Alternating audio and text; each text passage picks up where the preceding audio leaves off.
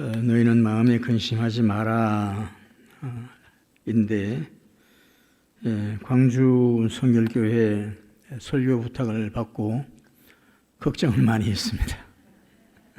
올라오면서도 걱정하고 여러분들 중에 혹시 이 아기가 태어날 때 왜 울고 태어나는지 아시는 분이 계십니까? 이왕이면은 좀 물론 아이니까 하하 호호 뭐 껄껄 이렇게 웃지는 못하겠지만 아기들의 특유한 까르르 까르르 이렇게 웃으면서 태어나면은 참 좋을 텐데 그렇게 태어났다는 얘기를 들어본 적이 없습니다. 아직도 과학적으로나 의학적으로 뭐 심리적으로 왜 그렇게 아이들이 울면서 태어날까? 규명된 바가 별로 없는 것 같습니다. 이렇게 된 것을 그렇게 신비롭게 생각하는데 세상 사람들은 다 근심을 하고 살아갑니다. 치매에 걸리거나 정신이 조금 문제가 생기거나 아직도 의식이 생기지 않는 그 아기들 외에는 거의 대부분의 근심을 하고 살아갑니다. 걱정을 하고 살아갑니다. 아기들이 태어나서 왜 그렇게 우는지 제가 우리 이제 이사야 목사 큰딸 레아가 태어나고 12월 달에 태어나서 그 다음 해에 제가 4월 달쯤에 갔으니까 벌써 뭐 한 4, 5개월 이렇게 됐죠.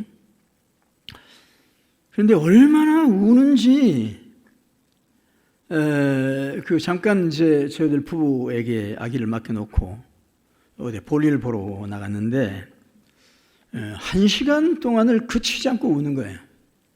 끌어안고 샛별 같은 두 눈을 사르르 감고 주님께 주님의 이름을 부르노라면 우리 주님 레아에게 하시는 말씀 레아야 내가 너를 사랑하노라 한 수백 번은 불렀어요.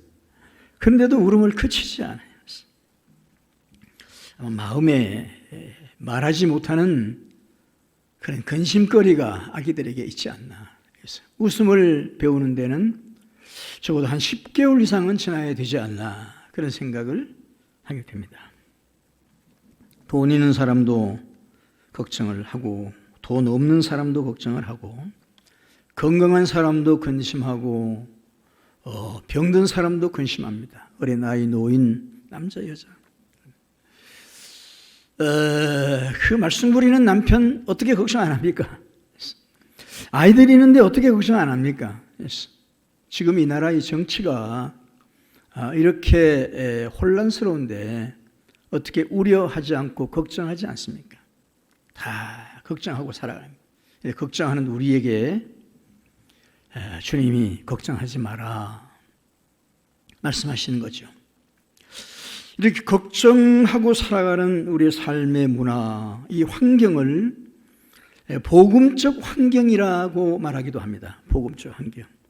이렇게 복음이 필요한 것은 그런 환경이 있기 때문이죠. 아무 걱정도 없고 염려도 없고 문제도 없고 그러면은 하나님 필요 없겠죠. 예수님 필요 없겠죠. 편하니까. 문제가 있으니까 걱정이 있으니까 우리 주님이 걱정하지 마라 그렇게 말씀하시는 거예요. 이 말씀은 오늘 본문 말씀은 예수님이 사역의 후반기인데 예수님이 제자들을 이렇게 보니까 걱정을 많이 하는 거예요. 근심을 많이 하는 거예요. 저도 목회하면서 이렇게 예배를 인도하러 이렇게 올라와서 이렇게 신자들 내려다보게 되면은 뭐 다 대부분의 아는 그런 이야기들도 있지만은 걱정이 많아요. 얼굴이 어둡고 근심이 뚝뚝 떨어지고 색깔이 어둡고 마음이 어두워 보이는 게 보여요. 그런 예수님의 제자들에게 예수님이 걱정하지 마라, 근심하지 마라. 자, 예수님이 걱정하지 말라, 근심하지 말라는 말씀은 보통 우리 친구들이 지나가면서 하는 그런 위로의 말이 아니에요. 무슨 일이 있을 때 걱정하지 마, 괜찮아질 거야, 이런 얘기가 아니고, 예수님이 근심하지 말라는 얘기는 내가 책임을 져줄게, 내가 문제를 해결해 줄게, 내가 그 짐을 져줄게, 그런 얘기, 해결해 줄게. 이제 우리 믿음의 선상에 서서 과연 그러면 예수님이 이 문제를 해결해 줄 수 있나? 예수님이 문제를 해결해 줄 수 있다고 믿어야 그게 믿음이 되는 거예요.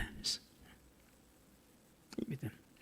예수님 객관적으로 어떤 좋은 선생님이거나 교훈을 가르치거나 공자나 맹자나 석가모니 이러면은 당연히 우리 문제를 해결할 수 없지만, 예수님은 하나님이시고 살아계신 하나님이시고 부활해 주시고 생명의 본체시고 복의 근원이시기 때문에 예수님이 걱정하지 마라, 이렇게 하면 걱정하지 않아도 되는 거예요. 환자에게 의사가 걱정하지 마세요, 그러면은 괜찮은 거예요. 그래서 제자들의 선생님이 걱정하지 마라, 그래서 돈 많은 부자가 가난한 사람이 걱정하지 마라, 그러면 걱정 안 해도 되는 거죠. 마찬가지로 예수님이 걱정하지 마라, 그러면 걱정하지 않아도 되는데 그래도 걱정하는 거예요.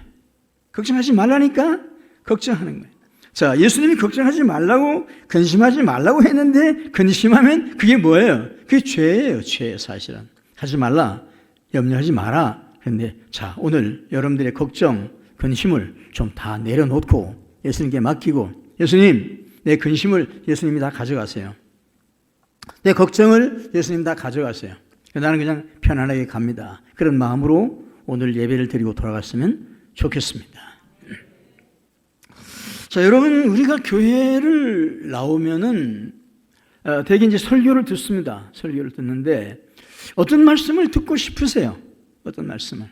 하나님이 누구시며, 예수님이 누구시며, 성령님이 누구시며, 교회가 무엇이며, 믿음 생활을 어떻게 하고, 기도 생활을 어떻게 하고, 또 사회 생활을 어떻게 하고, 이런 거의 인문학적인 수준의 설교를 많이 들어요, 우리가.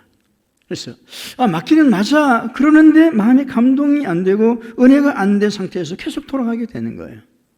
정말 여러분들이 믿음을 가지면은 교회에 왔을 때 주님의 이 음성을 들어야 돼요. 모든 설교 가운데, 찬양 가운데 걱정하지 마라, 염려하지 마라, 내가 해결해 줄게. 자, 어느 날 여러분들이 교회를 오셨어요. 늘 교회 올 때는 앞에 강대상이 보이고 목사님이 보이고 성가대가 보이고 옆에 사람이 보이고, 어느 날 교회에 턱 들어와가지고 앉아서 묵상 기도를 하고 눈을 똑 떴는데 옆에 주님이 앉아 계시는 거예요. 너무 깜짝 놀라서 막 소리가 나려고 그러는데 주님이 조용히 해. 그리고 손을 잡으시고 어깨를 허그하시면서 너 걱정이 많구나. 걱정하지 마라. 내가 해결해 줄게. 내가 문제를 풀어줄게. 만약에 그 음성을 듣고 여러분들이 교회를 나간다면 하루 종일 울면서 다니실 거예요. 여러분, 교회는 웃기는 데 아니라는 거 아시죠? 웃기는 거. 교회는 우는 곳이라는 걸 알아야 돼요. 교회는 주님을 만나면 펑펑펑펑 눈물을 흘리고 영육간의 치유를 받고 문제를 해결하는 곳이다. 그랬어.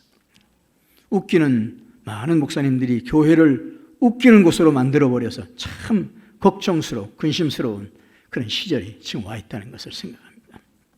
자, 그러면 우리가 조금 오늘 이 설교가 유치할 수도 있는데 우리 걱정거리가 뭔가?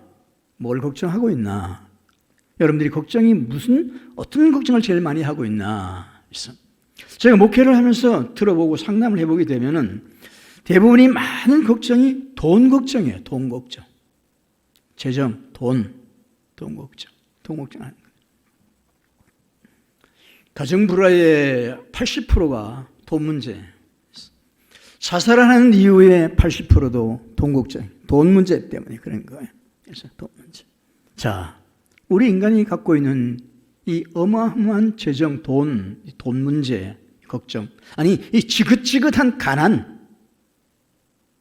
이거 주님 앞에 가지고 나가면 주님 해결해 줄 수 있나? 하나님이 이 재정의 문제를, 돈의 문제를 해결해 줄 수 있나? 어떻게 보면 좀 유치한 문제처럼 보이지만은 그렇지 않아요. 굉장히 중요하고 본질적인 문제예요. 인간은 뭐 돈 없으면은 못 사는 겁니다. 심지어 스님도 다 누구도 돈이 있어야 살아갈 수 있는 거예요. 성경에는 그래서 이 돈 문제를 해결해 주겠다는 얘기가 많이 기록이 되어 있어요. 구약에 뭐 아브라함, 이삭, 야곱, 그다음에 요셉, 다윗, 솔로몬 다 하나님 불러내서 복을 주시고 그들을 부자 되게 하셨어. 구약의 역사는 아주 간단한 거예요. 하나님 말씀을 듣고 지키면 들어가도 복을 받고 나가도 복을 받고, 이 복이라는 개념 속에 풍요의 개념이 있는 거예요. 부자 되는 개념이 있는 거예요. 그래서 잘 될 거야. 하나님 떠나면 어떻게 되는 거예요? 하나님 떠나면 전쟁, 기근, 가뭄, 굶주림 이런 것들이 오게 되는 거예요. 그게 구약의 역사예요. 그러면 신약의 예수님은 과연 이 세상에 오셔 사역하실 때에 우리 사람들을, 백성들을 풍요롭게 하셨나? 그런 근거가 뭔가? 자, 예수님이 이 세상에 오셔서 제일 첫 번째 하신 기적이 뭐예요? 가나 혼인잔치에서 물을 포도주로 만든 사건이에요. 예수님 어머니를 따라 가나의 혼인잔치에서 따라갔는데 이 혼인잔치에 포도주가 중간에 떨어진 거예요. 우리가 옛날에 어렸을 때, 가난했을 때 혼인하게 되면 국수를 먹었는데, 요즘 뭐 뷔페로 뭐 신나게 먹지만은 국수를 먹었는데 국수가 떨어진 거예요. 막걸리가 떨어진 거예요. 자, 여러분, 이 가나 혼인잔치에 포도주가 떨어진 것입니까? 돈이 없는 것입니까? 포도주가 떨어진 것입니까? 돈이 없는 것입니까? 이 가나 혼인잔치는 가난한 한 서민의 혼인잔치인 거예요. 준비를 했는데, 나름대로 준비를 했는데 사람들이 많이 온 거예요. 포도주가 떨어졌어요.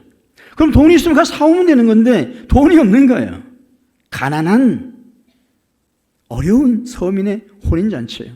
그런데 여기 누가 오셨느냐면 예수님이 오셨어요.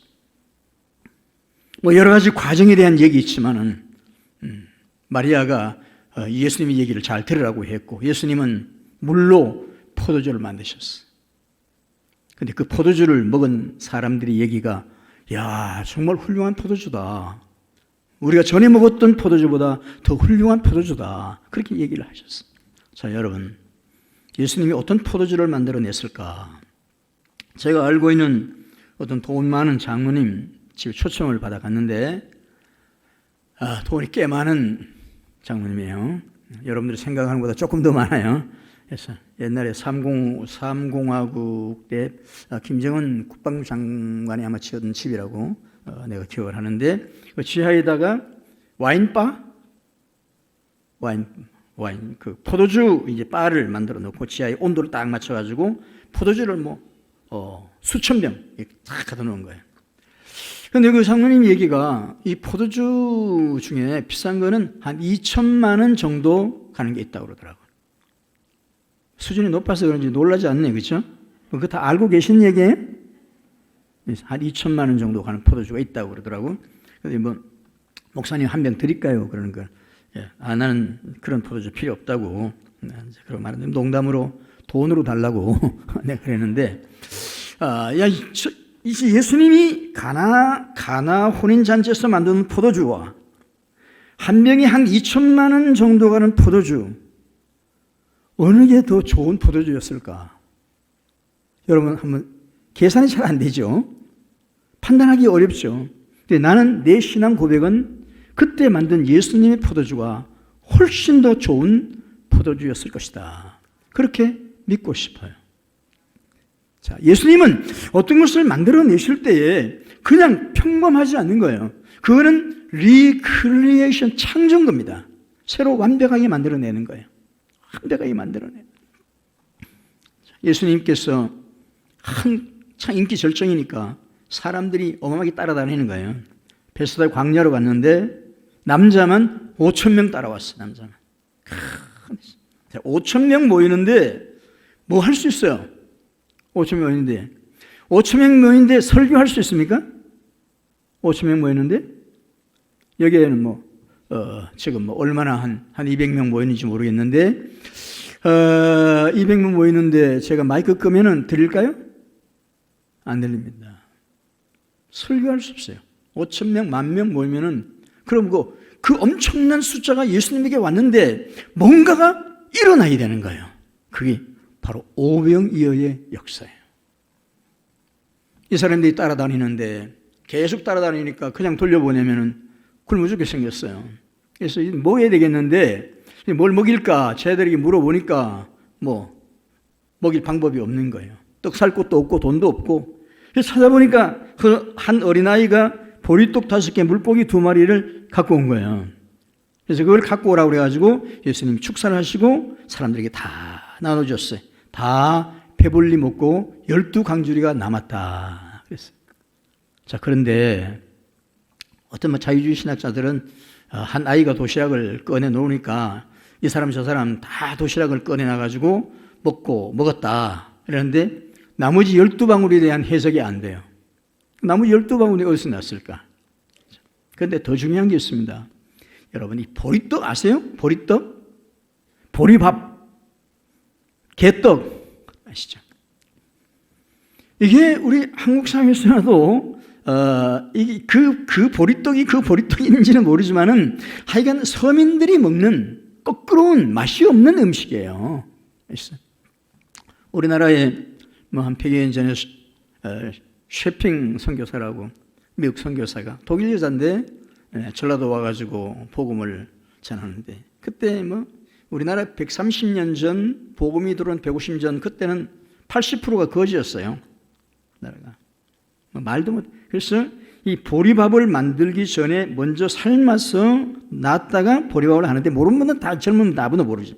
근데 그 보리쌀을 삶은 거를 간장물에 말아서 먹고 선교를 했어요. 막 그런 거 상상하면 아시겠죠. 맛있는 게 아니에요. 요리가 아니란 말이에요. 살기 위해서 먹어하는 생존을 위해서 먹는 그런 보리떡이란 말이에요. 그런데 그러면 예수님이 그 보리떡을 많이 만들어냈을 때 그 보리떡이 그 똑같은 보리떡이었을까? 약간 쉴 수도 있고 생선도 약간 상할 수도 있단 말이에요. 이게 지금 그런 거 만들어냈을까? 아니에요. 예수님이 만든 이 보리떡은 상상하기 힘들 정도로 맛이 있는 보리떡인 겁니다. 왜 그렇지? 근거가 뭐지? 거기에 보면은 물이 없어요. 물이. 자, 떡을 먹으려면 뭐가 있어야 해요? 떡을 먹으려면 김치가 있어요. 김치국이 있어야죠. 빵을 먹으려면 우유라도 마실 것이 있어야 한단 말이에요. 그런데 성경에는 그런 근거가 없어요. 그런데 다 배불리 먹었어. 그러면 우리가 추측컨대 그 떡은 입에 넣으면은 녹아버리는, 입에 넣으면 죽같이 녹아버리는, 사람이 설명할 수 없는 그런 엄청난 빵을 예수님이 창조해내신 거예요. 만들어내신 거예요. 여러분, 이게 창조이며 부활의 의미입니다. 우리가 죽으면 부활하잖아요. 반응이 부활하잖아요. 죽으면. 그러면은 지금 이 몸으로 부활합니까? 이 늙은 모습으로 부활합니까? 죽은 시어머니 살아서 돌아오면 큰일 나잖아요. 병들어 누워있던 그런 사람이 그냥 그대로 부활하면 어떻게 하는 거예요? 아니에요. 부활은 새로운 창조인 겁니다. 우리를 마치 아담처럼 하와처럼 완벽한 인격과 모습으로 재창조해내는 겁니다. 천국에는 너와 내가 특별히 구별되지 않을 정도로 이렇게 우리를 창조해내는 것입니다. 그렇지 않으면 문제가 심각해지는 거예요. 자, 여기서 만들어진 보리떡 5개, 물고기 2마리는 한 사람 분으로 5,000명을 먹였어요. 이거보다 더 풍요로워지는 데가 어디 있습니까? 이거보다 어디 있습니까? 예수님이 십자가에 달려 돌아가시고 부활을 하셨어요. 마가의 다락방에 와서 예수님이 제자들을 다 만났어요. 손 만져보고 옆구리도 만져보고 예수님 부활했구나. 그런데 제자들이 희망이 없는 거예요.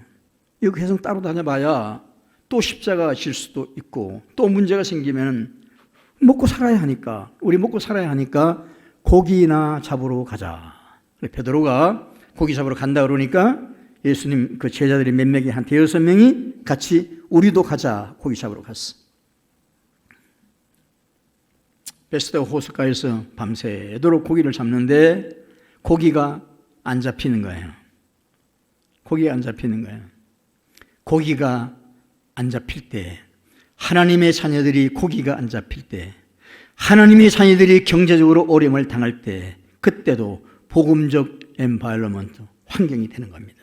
하나님 찾아야 하는 거예요. 하나님 찾아야 되는 거예요. 고통이 있을 때, 힘들 때에 그때 주님을 찾는 거예요. 예수님의 제자들도 밤새도록 고기를 잡아서 안 잡히니까 예수님 그리워하는 거예요. 예수님 생각하는 거예요. 물 위로 걸어갔던 일, 폭풍 위로 걸어오셨던 일, 뭐 이런 것들을 생각하면서 있는데 새벽에 예수님이 저기 문득 나타나셨어. 얘들아, 너에게 고기가 있느냐? 우리에게 고기가 없습니다. 그 넓은 바다에서 고기를 그래도 조금은 잡아야지 전혀 안 잡히는 게 이 기적인 거예요. 고기가 없습니다. 그러면 배 오른편에 그물을 던져라. 그래서 배 오른편에 그물을 던졌더니 고기가 엄청나게 잡혔어. 백신 3마리. 조기 같은 거 이렇게 조그만 거 아니고 고등어 같은 거 아니고 민어, 방어 뭐 이런 거 잡은 거예요. 그래서 자, 어떤 그 구약학자가 구약 교수가 이 성경을 예수님이 제자들이 왜 고기를 못 잡았을까? 그거를 이렇게 해석을 하더라고요. 예수님의 제자들이 고기를 잡을 때 왼편으로만 그물을 던져가지고 고기를 못 잡았다. 그거를 기독신문에다가 설교문을 썼더라고. 그래서 내가 서울신대에 이제 이사를 할 때 그 교수를 불렀어.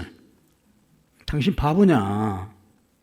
어떤 어부들이 고기를 잡으러 가가지고 오른쪽으로 안 잡히면 왼쪽에도 던지고, 왼쪽에 안 잡으면 오른쪽에도 던지고, 앞에 안 잡히면 뒤에도 던지고, 그렇게 고기를 잡지. 어떤 바보가 계속 왼쪽으로 그물을 던지는 바보가 어딨냐. 그리고 배는 차하고 달라가지고 그물을 던지면 도는 거야. 배가 왼쪽 오른쪽이 없어. 배가 돌도록 되어 있어. 그러면 고기 안 잡힌 이유가 뭐냐? 그건 하나지. 거기에 누가? 예수님이 계시지 않다는 거예요.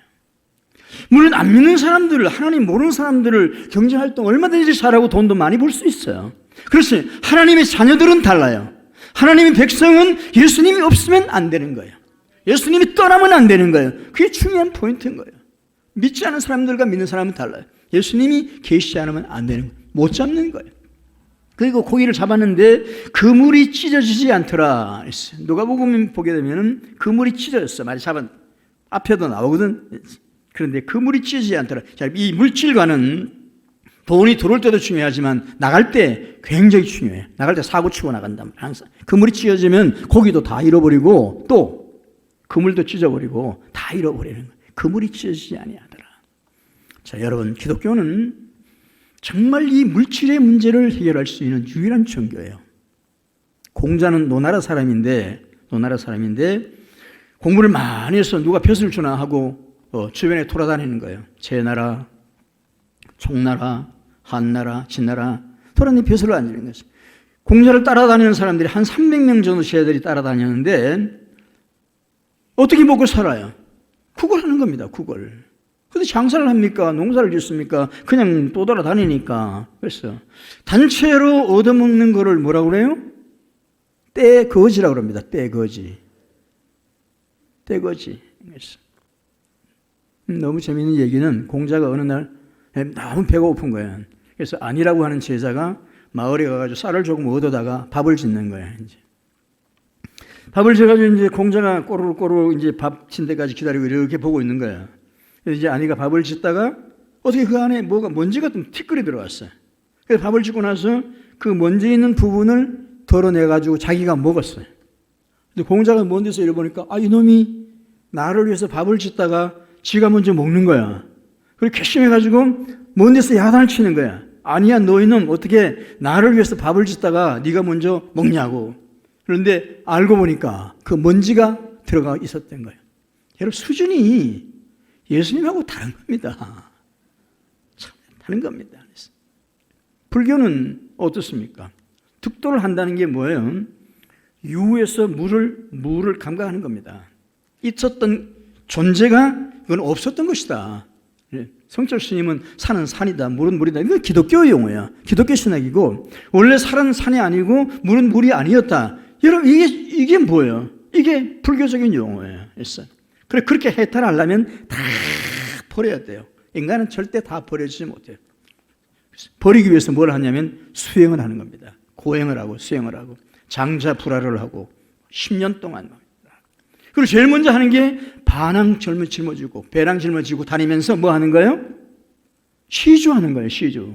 얻어먹는 거예요. 여러분, 기독교는 얻어먹는 종교가 아닙니다. 주는 사랑하라. 우리에게 사랑하라고 하는데 사랑하는 때는 에너지가 있어야 돼요. 에너지가 있어야 된단 말이에요. 사랑할 수 있는 복을 우리에게 주셔야 우리가 사랑할 수 있는 거예요. 이게 하나님의 기존한 축복의 기존한 의미란 말이에요.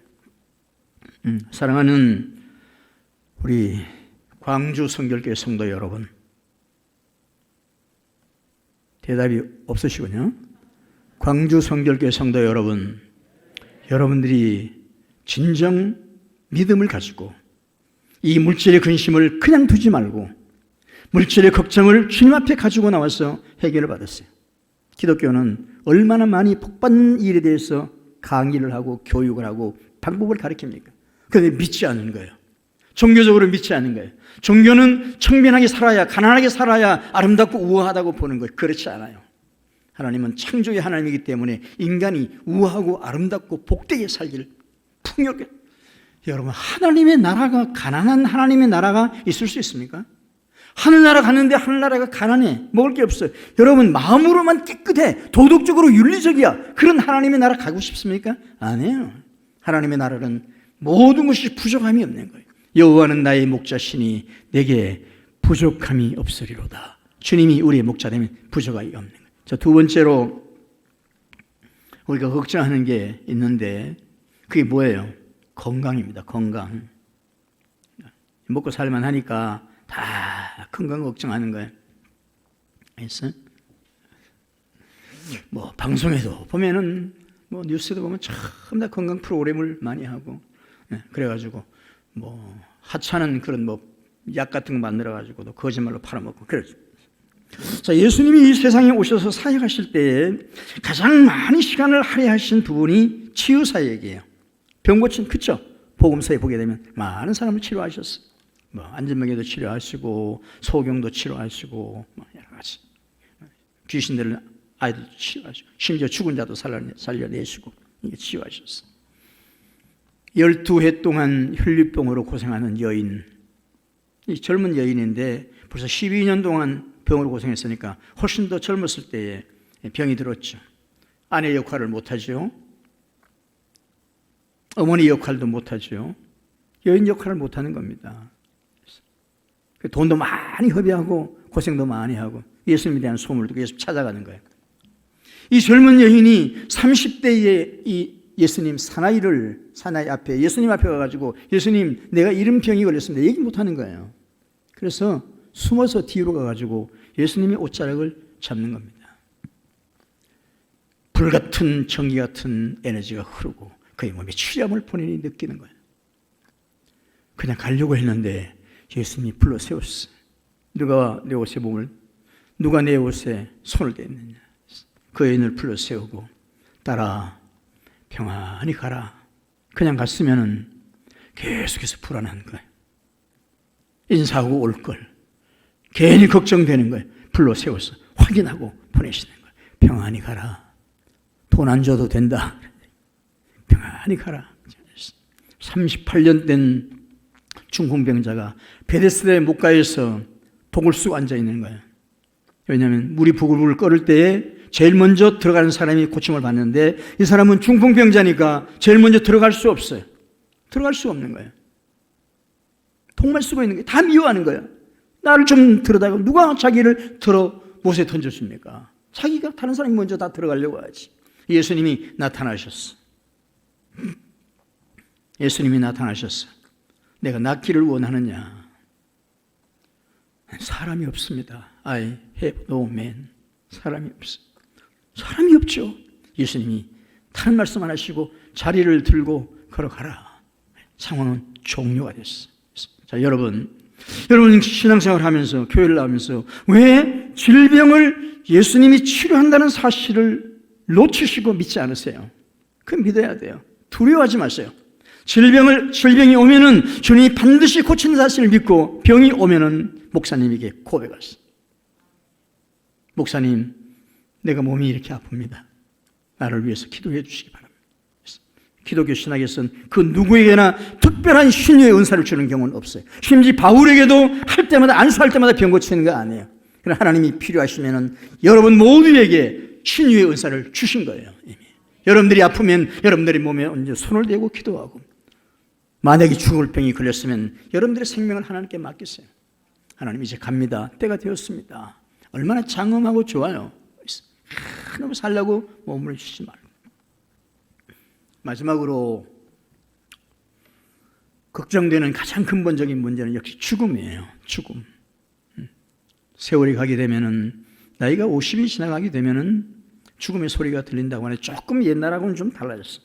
공자도 나이가 70이 되면은 이렇게 종심이라고 그래가지고 마음이 종심 소욕 불여거라 그래가지고 욕심이 다른 대로 마음이 다른 대로 해도 문제가 없다 그런 얘기를 했는데, 요즘은 70이면 청년들 많아요.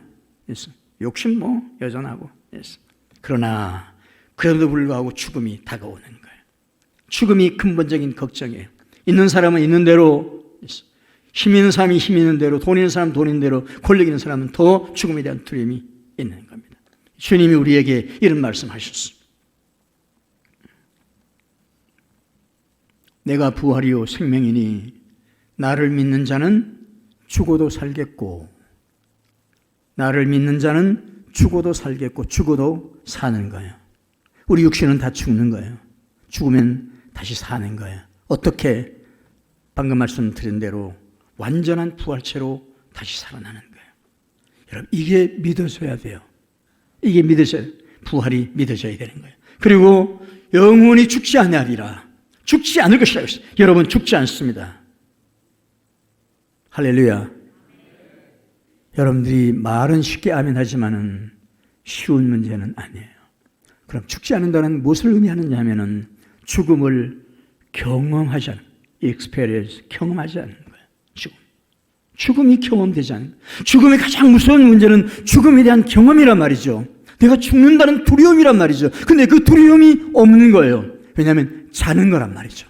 자고 일어나면은 거기가 천국이다. 웨슬레가 한 얘기예요. 어떤 믿음 좋은 선교사가 그런 말을 했어. 내가 태어날 때는 나는 앙앙 울고 주변의 사람들은 기뻐했는데, 내가 죽으면 사람들은 울 것이다. 그러나 나는 기뻐할 것이다. 여러분, 그게 경험이란 말이죠. 죽음을 경험하지 않는 거. 자고 일어나면 천국이다. 여러분, 이러면 우리 마음에 큰 평안이 오는 거예요. 자, 문제는 어떻게 믿느냐 하는 문제겠죠. 어떻게 믿느냐 하는 문제. 실천신학 부분에서 믿음은 세 가지의 단계를 가져요. 첫 번째 단계가 to be, 하나님의 계심, 성령님의 계심, 이거를 알고 믿어야 돼요. 경험해야 돼요. 두 번째는 그분과 교제하는 거예요. 커뮤니케이션. 교회 활동을 통해 가지고 예배드리고 기도하고 선교하고 복음서, 이런 교회 선교 활동을 하는 거예요. 선교 활동을 열심히 하는 거예요. 마지막으로 트러스트 하는 거예요. 맡기는 거예요. 이 맡기는 단계가 와야 비로소 우리의 근심을 맡길 수 있어요. 우리의 걱정을 맡길 수 있어요. 맡기게 되면은 편안한 마음이 우리에게 오는 겁니다. 사랑하는 광주 성결교회 가족 여러분, 또 대답이 없으시죠? 광주 성결교회 가족 여러분, 그러면 여러분들이 이해하시기 바랍니다. 광주 성결교회 가족 여러분, 이제 여러분들의 걱정을 주님께 내려놓으세요. 걱정을 마음으로만 하지 마세요. 마음으로만 품고 있지 말라세요. 아무것도 염려하지 말고 하나님께 감사함으로 아뢰라. 무엇을 먹을까, 무엇을 입을까 염려하지 마라. 하나님이 책임지심을 믿고 여러분들의 근심을 다 하나님께 내려놓고 주 안에 평강을 누리고 복된 삶을 사시기 바랍니다. 예수를 믿는 것은 예쁘고 아름답게 살다가 예쁘고 아름답게 죽는 것입니다. 여러분, 이처럼 위대한 것은 이 세상에 없습니다. 여러분, 주님 잘 붙들고 주님의 평강을 누리고 승리하는 우리 광주 선교교 가족들이 다 되시기를 주님의 이름으로 축원합니다.